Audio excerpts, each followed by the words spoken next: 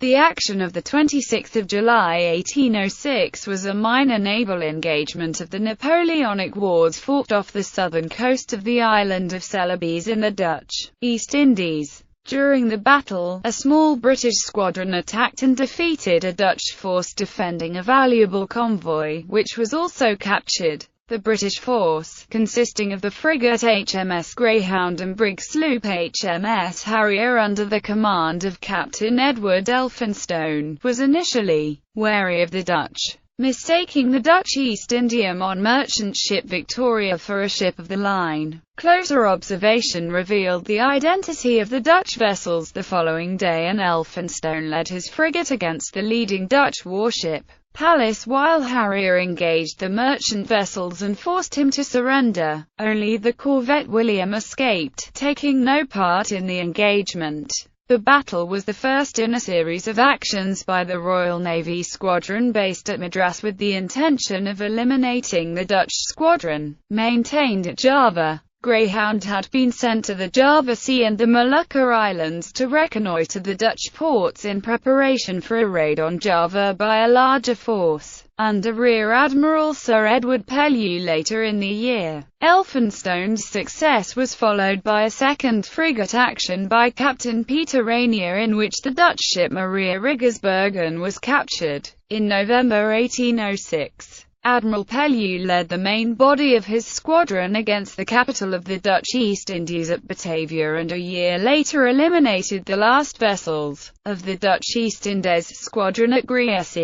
Background: the Dutch squadron in the Dutch East Indies was a constant threat to the British system of trade routes during the Napoleonic Wars. The Dutch, under the guise of the Kingdom of Holland and ruled by the French Emperor Napoleon's brother Louis Bonaparte, had joined the war against Britain following the end of the Peace of Amiens in 1803. Although the primary function of the Dutch East Indies squadron was the suppression of piracy, their presence threatened British shipping in the Malacca Straits, in particular the lucrative trade with China. At the start of every year, the China Fleet, a large convoy of British East Indiaman merchant ships, sailed from Canton and passed through the South China Sea and the Malacca Strait on their journey to the Indian Ocean and eventually to Britain. Worth millions of pounds, these convoys were vital to the British economy, but they faced considerable danger in passing those waters that were within easy reach of the Dutch ports in Java. In 1804, a French squadron under Rear Admiral Charles Linois used Batavia on Java as a base to attack the China fleet. Although the attempt ended in failure at the Battle of Pulau Ora, Java presented a clear threat to British maritime interests in the South China Sea. But the British squadron based in the Indian Ocean was too weak in 1805 to consider operations so far from its main base at Madras, while Linois remained active. By the start of 1806, Linois had sailed into the Atlantic and an expeditionary force had seized the Dutch base at the Cape of Good Hope, securing the Western Indian Ocean and providing reinforcements that allowed Rear Admiral Sir Edward Pellew to begin operations against the Dutch forces in the East Indies.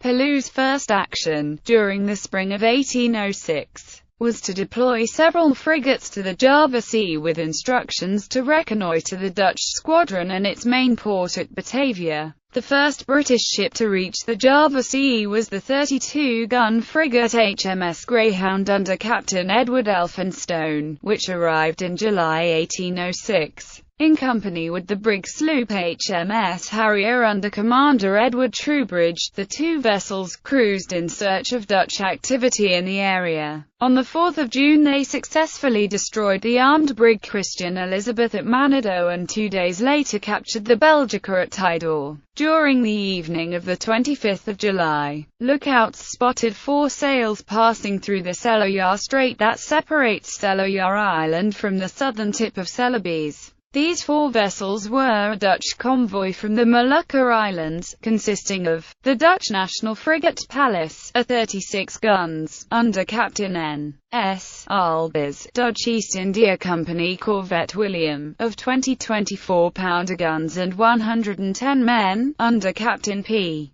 Attribution, Dutch East Indiaman Victoria, of about 800 tons burthen, under Captain Klaas Kenkin, and Dutch East Indiaman Batavia, of some 500 tons under Captain William de Val. Battle. On observing the Dutch ships, Elphinstone immediately gave chase. Celebes responded by forming his ships in a line of battle and retaining close formation as the convoy passed the Celebes coast close to the small Dutch trading posts at Borthian and Balacomba. At 2100, Celebes ordered his force to anchor 7 nmi offshore and prepare for the British attack. Elphinstone was cautious, however, as Victoria was a particularly large ship, with 2 decks and the appearance of a ship of the line. Aware that such a large vessel could easily destroy his frigate, Elphinstone halted his advance and Greyhound and Harrier stopped to observe the Dutch convoy during the night, maintaining a position 2 nmi to windward of Celebes' force. At dawn, lookouts on Greyhound were able to establish that Victoria was a large merchant ship rather than a warship, and Elphinstone was encouraged to resume the attack. Celebes sailed shortly afterwards, his ships tacking away from the shore in line of battle ready for the British advance. In doing so, Pallas drew ahead of the next ship in line, creating a gap through which the British attack could be directed. At 500, Elphinstone raised French colours in an effort to confuse the Dutch officers and indicated that he wished to speak with the Dutch commander. Celebes was not fooled, and when Elphinstone opened fire on Pallas at close range at 5:30, the Dutch frigate replied immediately. With the frigates engaged, Harrier cut between Pallas and Victoria. Troubridge discharging his carronades into Victoria and ordering his crew to fire muskets at the deck of Pallas. In response, Victoria and Batavia pulled out of the line to engage Harrier, which continued its fire against Pallas, while William, bringing up the rear of the Dutch lines, pulled out completely and sailed for the coast. Elphinstone rapidly took advantage of the confusion Harrier's attack had created, passing Celebes' bow and raking his ship. Elphinstone then threw his sails back, halting his ship and allowing Greyhound to maintain a position across Pallas' bow from which he could inflict severe damage on the Dutch frigate,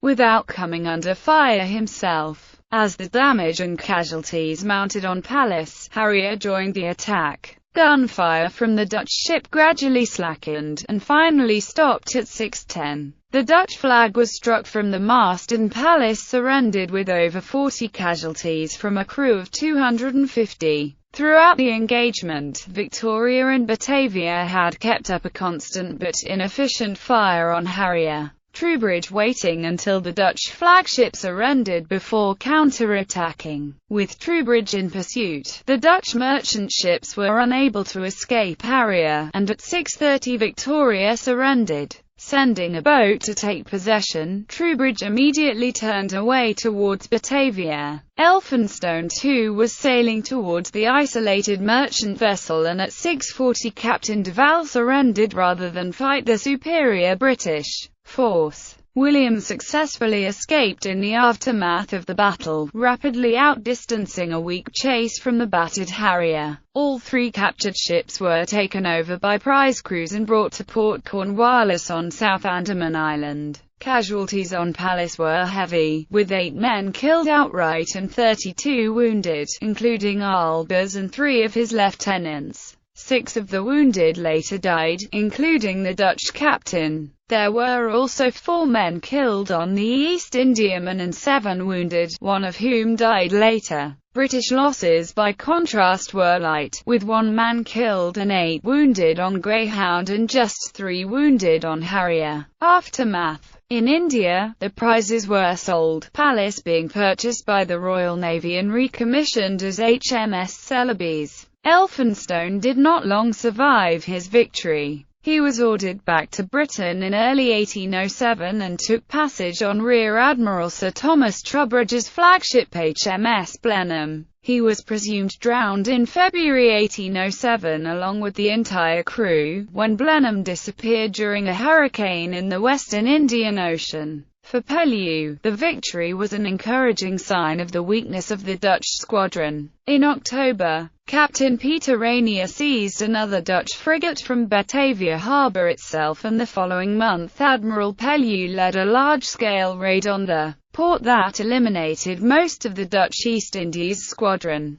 2 ships of the line escaped Pellew's attack, but they were old and in a poor state of repair, and so were unable to defend themselves when Pellew discovered and destroyed them at Griersee in 1807.